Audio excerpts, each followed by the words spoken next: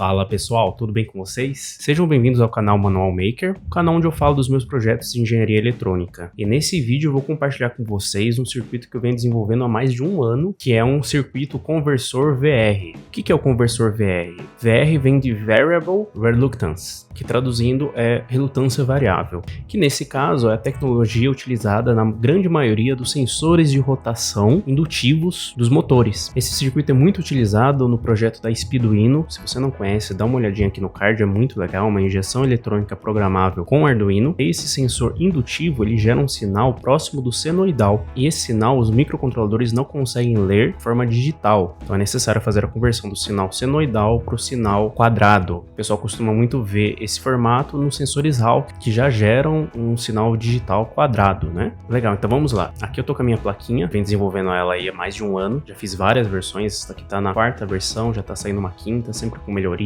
correções e tudo mais, só que aqui já chegou num nível bem legal e bem funcional. Então essa placa aqui da Speeduino que eu desenhei, ela já contém o conversor VR aqui em cima.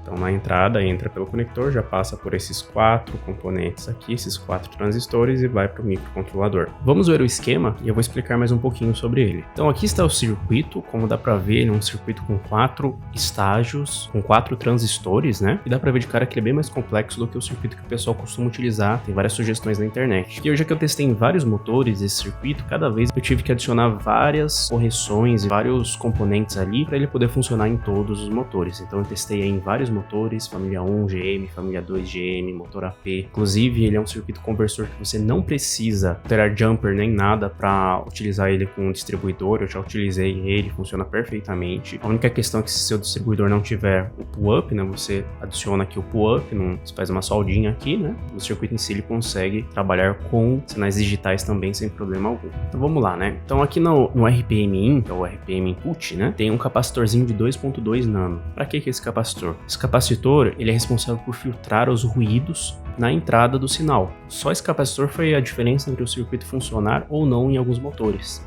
Então ele já ajuda a reduzir os ruídos e não ficar dando aqueles picos de RPM do nada, né? Principalmente na partida. Daí tem esse diodo aqui, que ele é um diodo Schottky. Lembrando que não é legal utilizar o diodo N4007 aqui, tem que ser um diodo Schottky, como por exemplo um N5818, que ele é utilizado para retificar, ou seja, ele corta metade da senoide. Também ele já ajuda com um pouquinho na questão de ruído, porque ele só começa a conduzir a partir de 0.2 volts, ou seja, qualquer coisa que tiver em 0.2 volts para baixo não vai passar por ele. Daí aqui a gente tem o resistor de pull-up com um jumper, né? Então ele não fica conectado o tempo todo. Esse aqui eu deixei só caso você precise utilizar sensores Hall, né? Então é só fechar esse jumper aqui, você consegue utilizar normalmente. E daí aqui tem esse resistor de 1K. Esse resistor de 1K é um resistor que me resolveu também um outro problema, que era a tensão subir muito. Então teve alguns motores que eu fiz o teste, que na partida funcionava com 1 volt, conforme você ia acelerando ele passava de 100 volts na geração do sinal. Por quê? Porque não tinha nenhum consumo de corrente, então o circuito trabalhava de certa forma livre, né? Ele conseguia chegar a uma tensão muito alta. Se você só de colocar esse resistor, você começa a ter um consumo de corrente, né? E o sensor, por não conseguir gerar esse consumo de corrente, ele tem uma queda de tensão e ele diminui ali a tensão. Então após esse resistor, essa tensão que chegava em 100 volts, ela começou a ficar em 6 volts. Então ele dava a partida em 1 volt, ali em 400 RPM, e ali em 1, 2 mil RPM, até em 7 mil RPM, ele ficava na média de 6 a 7 volts. Então resolveu bastante coisa também. E agora a gente começa a entrar realmente na parte do primeiro estágio aqui. Então esse resistor de 47 e 15K, ele é um divisor de tensão resistivo, né? Então ele serve para diminuir a tensão antes de entrar no transistor. Esse estágio aqui, na verdade, ele é um estágio de amplificação, ou seja, ele vai pegar um sinal aqui relativamente pequeno e vai amplificar para garantir que a gente sempre tenha o mesmo nível de sinal, independente se for pequeno ou grande, né? Como eu falei, se for grande, esse resistor limita, ele consome, e se for pequeno, esse estágio aqui ele amplifica. Com essa combinação aqui, ele começa a conduzir, começa a funcionar em torno de 1.5 volts, 1.6, 1.8, dependendo do circuito. Mas dá para baixar isso daí. É só você diminuir o valor desse resistor aqui. Então você pode utilizar um de 39K, ou você também pode subir o valor desse resistor aqui. Então aqui você diminui para aumentar a sensibilidade e nesse caso aqui você aumenta para aumentar a sensibilidade. Então se você quiser colocar um 18K, um 20K, ele também funciona. Mas eu sugiro trabalhar só com um resistor ali, alterando um dos dois só, que já vai resolver, caso você precise. Como eu falei, funcionou em todos os motores até agora, mas caso você precise de uma sensibilidade maior ou menor, você altera um desses dois resistores, conforme eu informei. Esse capacitor de 470 pico, ele está aqui só para filtrar alguns ruídos antes da amplificação.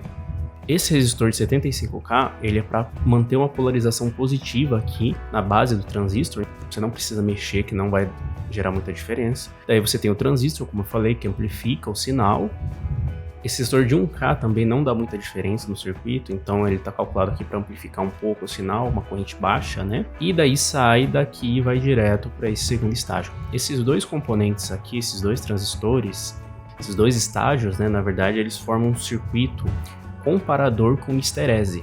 Lembrando que o circuito ele faz uma conversão, né? Então, enquanto você tem sua senoide ali, ele vai transformar a senoide em uma onda quadrada que liga e desliga em determinados pontos. A histerese nada mais é do que ele ligar e desligar em pontos diferentes. E daí cria o que nós chamamos de uma janela. Eu suponho.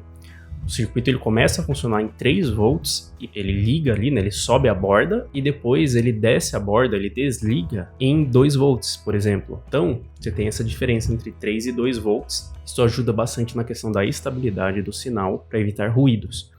Ele não vai ligar com uma tensão tão baixa, ele liga com uma tensão mais alta. E quem define a histerese são esses dois resistores aqui, o de 100K e o de 1K. Então esse daqui define a borda de subida e esse daqui a borda de descida. Com esses valores bem diferentes, eu consegui ali criar uma histerese bem grande entre os dois. Depois eu vou mostrar para vocês. Esse resistor de 100R, ele não gera muita alteração no circuito, não recomendo mexer. Esse resistor de 3K3 também não. E daí que a gente tem um divisor de tensão só para mandar aqui para o último estágio, apenas para ele inverter novamente, né? Então aqui a gente, já que é um amplificador classe A, né? Então esse circuito aqui ele inverte o formato da onda que entra. Esse daqui ele vai desinverter. Esse aqui inverte de novo. Esse aqui desinverte. Então se entrar uma onda quadrada aqui, ela vai sair com a mesma fase aqui desse lado. Se eu não colocar esse último estágio aqui, ela não ia sair, ela saía invertida, né? Então tem esse divisor resistivo, também não faz muita diferença mexer aqui, e nem nesse resistor aqui. Então o resultado disso é um circuito muito estável, um circuito com histerese, um circuito que trabalha muito bem tanto com as variações mínimas como máximas de tensão, que tem filtros ali para impedir ruídos. Enfim, como eu falei, eu venho testando há mais de um ano, funcionou muito bem em todos os motores que eu fiz e fui fazendo as correções. Mas eu não testei em todos os motores possíveis, então dependendo da sua condição pode ser necessário fazer algum ajuste ali. Você precisa entender com o osciloscópio o que está acontecendo,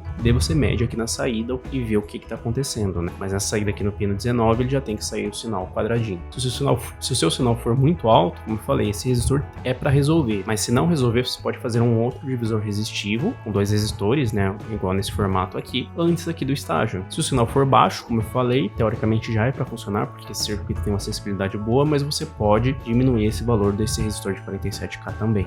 E agora eu vou mostrar o sinal dele no osciloscópio ali, com um gerador de funções, que eu não vou colocar aqui numa roda fônica aqui na mesa nesse momento, né? Mas como eu falei, eu já testei várias vezes, andei com veículos e funciona muito bem em qualquer faixa de frequência e amplitude. Mas antes eu tô compartilhando com você mais de um ano de estudos e desenvolvimentos, então acho que merece aquele joinha, hein? Se inscreve no canal aqui também para me ajudar. Mas é isso, então vamos lá. Mostrando aqui o setup então, essa daqui é uma plaquinha que eu desenvolvi, baseada no hardware da Speeduino. Aqui a saída dela, tem um simuladorzinho aqui com os potenciômetros para simular os sinais analógicos. Daí aqui eu tenho uma fonte alimentando a placa com 12 volts, tem um osciloscópio que vai fazer a leitura dos 2 canais, do sinal indutivo e do sinal convertido, e aqui eu tenho um gerador que eu estou gerando o sinal de entrada, que eu vou gerar aqui em 1 kHz. Ele está gerando aqui uma onda senoidal, que é a onda mais próxima do sinal indutivo, né? Então vamos lá, mostrando aqui a plaquinha agora então. Conversor VR, são esses componentes aqui, esses 4 transistores aqui, e esses resistores e capacitores aqui. Então são 4 estágios, o primeiro é um estágio de amplificação só, o segundo e terceiro são o estágio comparador com histerese, e o último ele é só um inversor para inverter Porque aqui ele inverte, desinverte, inverte e aqui ele desinverte de novo. Aqui é a entrada do sinal e nesse pad aqui é a saída do sinal. Então, como vocês estão vendo no osciloscópio aí, esse daqui é o sinal de entrada, o sinal azul, e o sinal amarelo é o sinal dessa ponta aqui que eu vou medir. Eu vou comparar com a entrada, como dá pra ver aí, tá cravado, porque é o mesmo sinal. Daí passando pelos estágios na saída, e a gente vê o sinal convertido, e como dá pra ver aí, tem uma esterese, uma diferença, né, entre quando o sinal liga e quando o sinal desliga. Então eu vou pausar aqui, vou colocar o cursor, colocar aqui o cursor vertical também. Então, como dá para ver aqui, o sinal amarelo dispara quando o sinal azul chega nesse ponto aqui. Daí ele fica ligado, daí quando a senoide começa a cair, chega nesse ponto. Então tá vendo essa diferença? Esse quadradinho aí, essa janela, né, é a esterese que a gente chama. Então o sinal liga com um valor e desliga com outro valor. Agora a gente vai falar da sensibilidade. Esse sinal aqui, ele tá em 1 kHz, alguma coisa próxima de 1000 RPM, e 5 volts na entrada, uma senoide com 5 volts de pico a pico. Então a primeira coisa que eu vou fazer é aumentar no máximo aqui que o motor trabalha, que é 7000 RPM. Esse ruído aqui provavelmente é só das pontas, o circuito não tem tanto ruído. Como dá para ver aqui, mesmo em 7000 RPM, a conversão do sinal se mantém em uma proporção muito parecida. A esterese muda um pouquinho, mas ele se mantém dentro da mesma fase. Isso é muito importante. Então aqui novamente a gente consegue ver a janela. Então aqui, quando o sinal chega aqui, a nossa linha amarela, o sinal de saída, ele liga quando chega nesse ponto da senoide, do sinal azul, e quando ele está próximo de zero, ele desliga nessa parte do sinal aqui, nessa cruzinha aqui, onde cruza as duas linhas. E o que é interessante, que ele ainda se mantém dentro da senoide da fase, então ele não defasa, ele não ultrapassa o zero.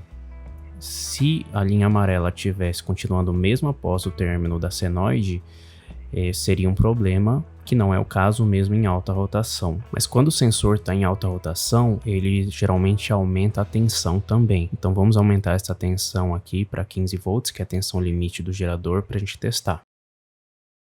Mas novamente, mesmo com a tensão bem alta, o sinal continua funcionando certinho. Então ele liga aqui e desliga aqui. Então mesmo em alta frequência, em alta tensão ele funciona certo, em baixa frequência, uma frequência média também ele funciona. E agora a gente vai ver na partida, né, em 400 RPM, como que ele se comporta numa tensão geralmente menor de 2 volts. Então aqui, a partir de 1.9 volt aproximadamente, o circuito já começa a funcionar, uma tensão bem baixa, né? A esterese ela permanece. Então vou colocar os cursores, então ele desliga aqui e liga aqui. Então se a gente desligar os canais, a gente consegue ver, né? Então fica a janela ali, então ele liga aqui e desliga aqui. Então ele tá ligando aí com quase 100% e tá desligando aí com uns 80%. Então e agora num sensor Hall já, né, não indutivo, como que ele se comporta? Como dá para ver aqui, ele fica basicamente cravado. Quando o sinal Hall liga, ele liga, quando desliga, desliga, não precisa alterar nada, ele já consegue manter automaticamente o sinal. E aí, o que achou? Gostou? Então não se esqueça de deixar o like, se inscrever no canal, e eu estou disponibilizando aqui em PDF esse circuito para qualquer um que queira montar. Só lembrando que esse circuito não tem autorização para venda, eu estou disponibilizando de graça para vocês, então não tem lógica alguém pegar esse circuito e sair vendendo por aí sem autorização. Mas é isso, então, obrigado por ter assistido, se ligue nos próximos vídeos que tem bastante coisa legal saindo. Se você quer ver mais vídeos sobre esse Arduino, dá uma olhadinha aqui nesse card e até mais. Valeu, hein?